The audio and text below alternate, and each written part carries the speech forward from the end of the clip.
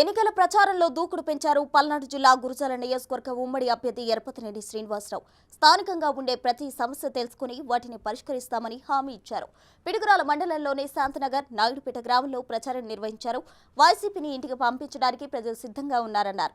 ఈ నెల 22న ఉమ్మడి అభ్యర్థిగా నామినేషన్ వేస్తున్నట్లు తెలిపారు. ఈ కార్యక్రమానికి భారీగా శ్రేణులు తరలి రావాలని పిలుపునిచ్చారు. ఈ 5 సంవత్సరాల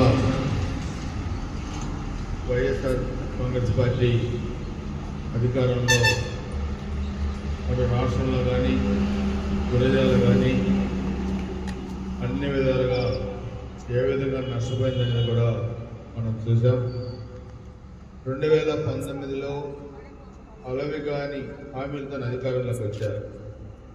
వచ్చినప్పుడు ఏ ముఖ్యమంత్రి అయినా ఏ రాజకీయ పార్టీ అయినా తన చేతనైన పరిధిలో అభివృద్ధి కార్యక్రమాలు చేయాలి, సంక్షేమ కార్యక్రమాలు చేయాలి, పార్టీలకు అతీతంగా చేయాలి. కానీ వీళ్ళు అరాచకాలు చేస్తూ రాష్ట్రంలో ఒక అశాంతిని సృష్టించారు. అది ఎలాంటి పద్ధతులను ఉపయోగించారో మీరందరూ కూడా చూశారు.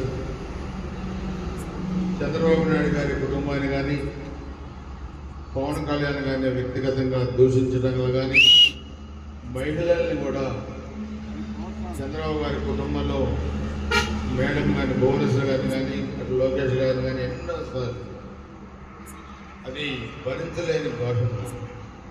అంటే గతంలో ఏ ముఖ్యమంత్రి కానీ ఏ రాజకీయ పార్టీ కానీ అటువంటి పదాలు ఉపయోగించలేదు.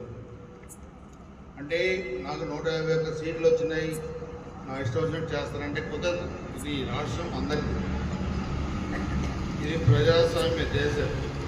ఇక్కడ నడిచేది అంబేద్కర్ గారి రాజ్యాంగం. భారతదేశం మొత్తం ఏ రాజ్యాంగం నడవాలో ఇక్కడ కూడా అదే నడవాలి. కానీ అది కాదు, ఇక్కడ మా తాత రాజారెడ్డి రాజ్యాంగం నడుస్తానంటే కుదరదు.